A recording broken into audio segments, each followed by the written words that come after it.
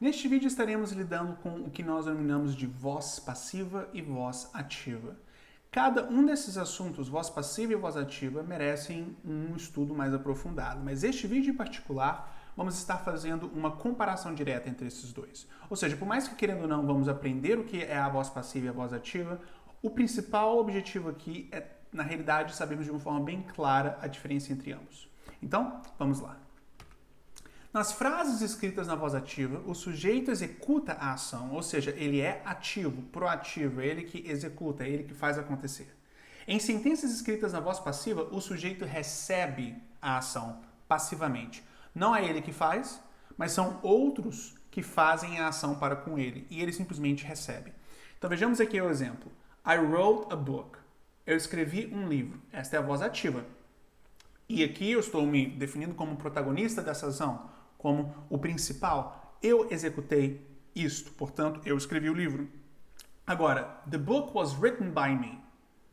Por mais que ainda assim eu estou, de certa forma, expressando a mesma ideia da autoria do livro, que é eu, que sou eu, o fato é que nessa segunda sentença eu estou dizendo o livro foi escrito por mim. Então, perceba que, neste caso, o sujeito dessa sentença é o the book e ele recebe a ação advinda de mim, que é o escrever. Então, ao mesmo tempo em que as ideias de ambas as sentenças aqui são basicamente as mesmas, indicam em essência a mesma ideia, o fato que estão escritas de formas diferentes e, portanto, indicam diferentes vozes, a voz ativa e a voz passiva. Tudo bem? Tendo isso em vista, a forma passiva é composta do verbo to be e do particípio passado. O verbo to be, portanto, é o elemento central da voz passiva que sempre se repete. Temos outros elementos centrais, mas o que é comum em qualquer contexto em que você utiliza a voz passiva é o verbo to be, que, lembrando, é o verbo que nós utilizamos para expressar a ideia de ser ou estar. Tudo bem? Continuando, portanto. The dinner is being cooked. Este é o presente contínuo. Aqui, então, temos o is, verb to be, em conjunto com being, o verbo, no seu formato contínuo, e cooked. O passado simples do verbo cook, portanto, indicando a voz passiva, com você expressando o jantar está sendo cozinhado. Agora temos um outro contexto em que a voz passiva é utilizada, mais uma vez o verbo to be, só que expressado de uma forma diferente. The dinner was cooked. O jantar foi cozinhado. Aqui, então, não estamos mais dizendo que o processo está em progresso, mas sim que ele ocorreu. O jantar foi cozinhado, temos o was, portanto, passado do verbo to be, seguido de cooked, passado simples. E depois temos the dinner was being cooked. Ou melhor, mais uma vez, the dinner has been cooked. Desculpe pelo erro. The dinner has been cooked. Então temos aqui o has, terceira pessoa do singular, seguido de been, finalizado com cooked, que é a forma particípio do verbo to cook. Has, terceira pessoa, porque the dinner é a terceira pessoa. Been é o verbo to be, na sua forma particípio, não é? E é o conector aqui que indica que o jantar foi feito ou foi cozinhado, claro, com uma ideia diferente da ideia do passado simples, e eu vou explicar daqui a pouco.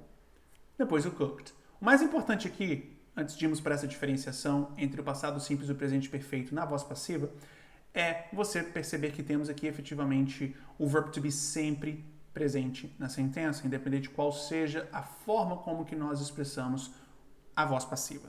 Tudo bem? Tendo isso em vista, somente fazer uma rápida observação do significado de was cooked e do has been cooked. Ambos estão basicamente indicando a mesma ideia, que a ação passada de cozinhar o jantar foi feita. A diferença é que nós utilizamos o passado simples quando estamos sendo específicos sobre quando a ação ocorreu. Por exemplo, the dinner was cooked, e aí idealmente vem um complemento, como por exemplo, last night. Ou seja, o jantar foi cozinhado na noite passada. Quando você não quer especificar quando a ação ocorreu ou não sabe quando ela ocorreu, você somente quer dizer que ela ocorreu, aí você utiliza o present perfect. Por exemplo, the dinner has been cooked. Ponto. Se você simplesmente dizer the dinner has been cooked last night, aí a sentença vai estar errada. Quando você utiliza o present perfect assim, tendo em vista a forma passiva, e outros contextos também, o present perfect respeita a mesma dinâmica, mas já que o nosso foco aqui é a voz passiva, vamos prestar atenção na voz passiva. Quando temos isso daqui, nós na realidade não adicionamos nenhuma expressão de tempo que especifica exatamente quando a ação ocorreu. Portanto, temos aqui, the dinner has been cooked. O jantar foi cozinhado. Não estou dizendo quando ocorreu, só estou dizendo que ocorreu. Isso é muito importante termos então esta definição em nossas mentes. A voz passiva geralmente é usada em algumas circunstâncias. Qual é a primeira? A primeira é para enfatizar a ação ao invés da pessoa ou coisa que executa. Às vezes, uma ação é mais importante do que quem a executa. Por exemplo, o carro foi construído. Se eu falo uma sentença como essa, mais importante é você saber que o carro efetivamente foi construído. O elemento importante desse contexto, portanto, é o carro, e ele foi construído. Quem construiu o carro, pelo menos neste contexto em particular que eu estou me expressando, é insignificante. Então, muito importante prestarmos atenção nisso. Então, vejamos aqui um exemplo. The decision has been made. Ou seja, a decisão foi tomada. A coisa principal aqui neste contexto é a decisão. Quem a tomou é secundário. Simplesmente estamos dizendo que ela foi tomada. Então, the decision has been made. O outro contexto em que a voz passiva é utilizada é para evitar mencionar a pessoa ou coisa que executa a ação. Às vezes, realmente queremos manter a pessoa que executou a ação em anônimo. Seja porque, de fato, não conhecemos essa pessoa e não sabemos quem é, ou simplesmente queremos não dizer quem é essa pessoa.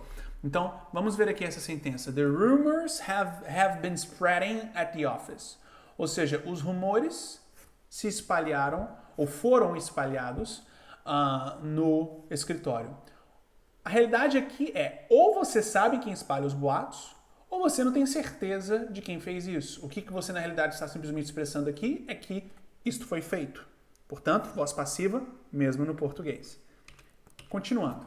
E o outro contexto em que a voz passiva é utilizada é quando nós estamos dando instruções, definindo regras para algo ou alguém. Então vejamos este exemplo. Smoking is prohibited. Ou seja, fumar é proibido. Não estamos aqui então dizendo que é importante sabermos quem proíbe. Simplesmente estamos dizendo que é proibido e pronto. Ou seja, uma instrução ou uma ordem. Um outro exemplo. Anyone under the age of 18 is not allowed in any bar. Ou seja, ninguém abaixo da idade de 18 é permitido em algum bar. Ou seja, todos abaixo de 18 estão proibidos de entrar em qualquer bar. Perfeito? Então vejamos, is not allowed, não é permitido. Não estamos aqui dizendo quem não permite, simplesmente estamos dizendo que não é permitido, é uma regra, neste caso uma lei. Então, voz passiva utilizada aqui também, ok? Perfeito, tendo isso em vista, fizemos aqui uma revisão bem direta ao ponto, mas efetivamente completa da voz passiva e, em especial, na diferença entre ela e a voz ativa. Muito obrigado.